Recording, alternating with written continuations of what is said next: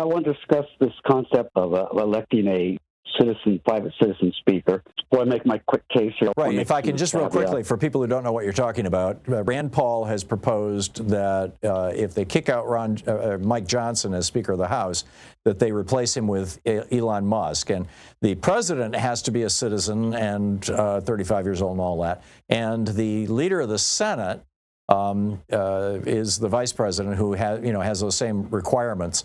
But the Speaker of the House, who is number 3 in succession for the president, if the president and VP go down in flames, literally, then the Speaker of the House becomes president. That job does not require anything. There are no requirements for that. So Elon Musk could become Speaker of the House. Back to you, Bill.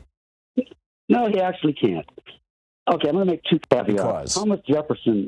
Thomas Jefferson re-emphasized a number of times that the Constitution was written for the common man. It says what it means, and it means what it says. And to allow any form of tortured logic, it's just an open a constitutional Pandora's box. Caveat number 1. Simple interpretation. Caveat number 2, I did contracting for many years, and in contracts, 2 words are used quite often: may and shall. May has wiggle room. Shall is absolute. It allows no sidebars. It allows no, misinterpretation. All right. So just a little lead in, Article 1, Section 1, all legislative powers herein granted shall be vested in a Congress of the United States, which shall consist of a Senate and a House of Representatives. And that's important because that's who has the legislative powers, the House of Representatives. Article 1, Section 2, the House of Representatives, who would have all legislative power, the House of Representatives shall be composed of members chosen every second year by the people of the several states. Now, that tiny little paragraph defined both the composition and defined who a member would be. Right. Now, what's more interesting is you read further down, every time they talk about the powers of the House, they say each House shall be the judge of terms, qualifications, and of its own members. Each House may determine the rules of proceeding and punish its members, may expel its members.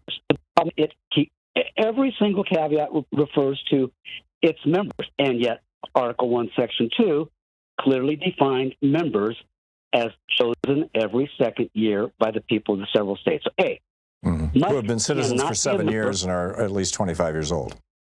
Yes, and all that. And it's the member. That's the question. Musk cannot be a member.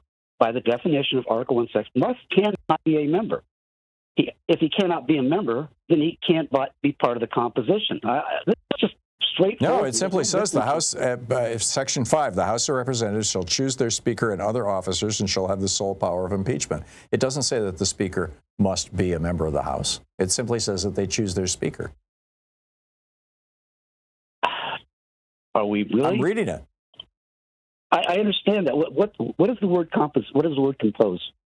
If he's in the shall choose their Speaker and other officers and shall have. Tom, we're kind of playing the game about they shall make their own rules, and now we have the filibuster. The problem with that is they didn't put anything in to prevent for the Senate from instituting the filibuster. Had they, the Senate would not have a filibuster. Well, first off, Bill, this has never been adjudicated, so either one of us could be right or wrong.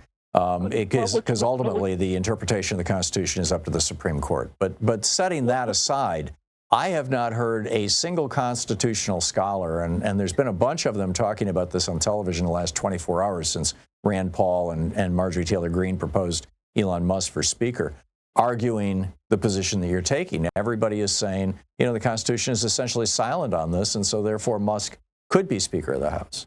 And we had this conversation a couple of years ago when, the last time there was a major battle over the Speaker of the House, and there was some talk about bringing in somebody from the outside. And I think it was, what were they thinking about? Bringing in former President Bush or something. They wanted to bring some, washed-up politician in to be Speaker. I don't recall who it was.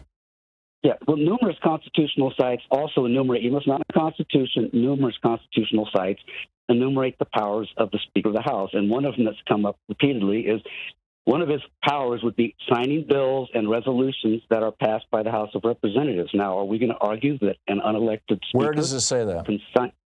No, that's my point. They're going through the powers. Where does it say that the Speaker shall sign bills? I'm doing the thing that Republicans love to do. I'm going off book. So you're not quoting the Constitution. You're offering an opinion.